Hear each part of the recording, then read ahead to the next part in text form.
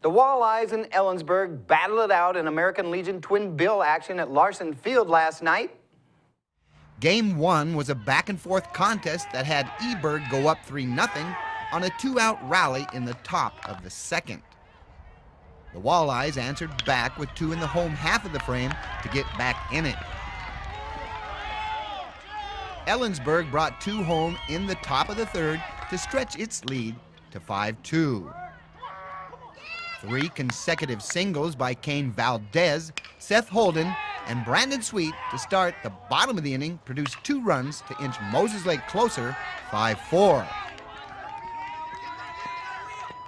A base on balls to Austin Valdez loaded the bags. Cameron Cirillo's bloop single to right tied it 5-all. Daniel Ochoa singled in 2 more, and the Walleyes took their first lead of the contest, 6-5. Moses Lake tacked on 1 more for good measure to go up 7-5. But the lead didn't hold up, and Ellensburg came back to win it 11-7.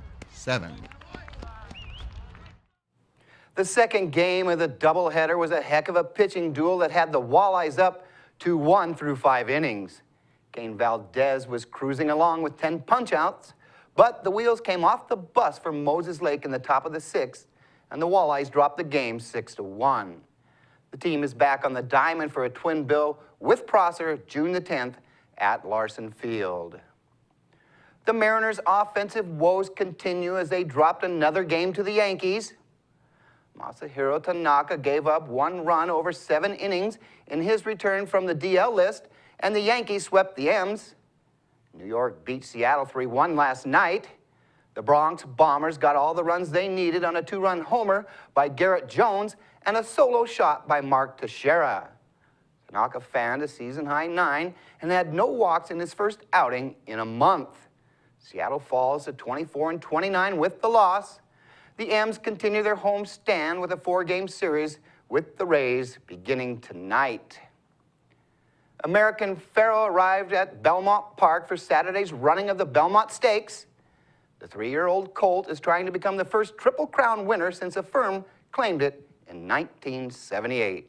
CNN's Richard Ross has the story.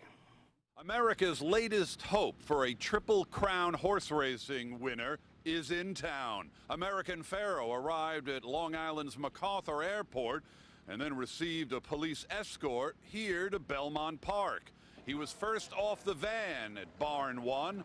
American Pharoah's connections, the owner and the trainer, were ebullient about his chances still just days before the race. I think he really looks really well for what he's been through, all the shipping and all, and I think his energy level, I could tell when he got off when I walked him around there, he was, he still feels pretty strong. Everything is about how the wear and tear.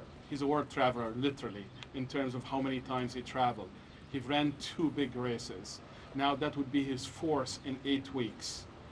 You look at signs, the horse tells us if he's ready or not. You look at him, he's a happy horse. They said he was in fine form, strong and well behaved at the airport and after being walked around the barn. For now, he'll face 7 other horses as he goes for the Belmont Stakes, the final leg in the Triple Crown, on Saturday. Richard Roth, CNN, New York. The Columbia Basin River Dogs and Central Washington Spuds play single games at Larson Field Friday night. The River Dogs kick off the action at 5:30. The Spuds take the field at 8.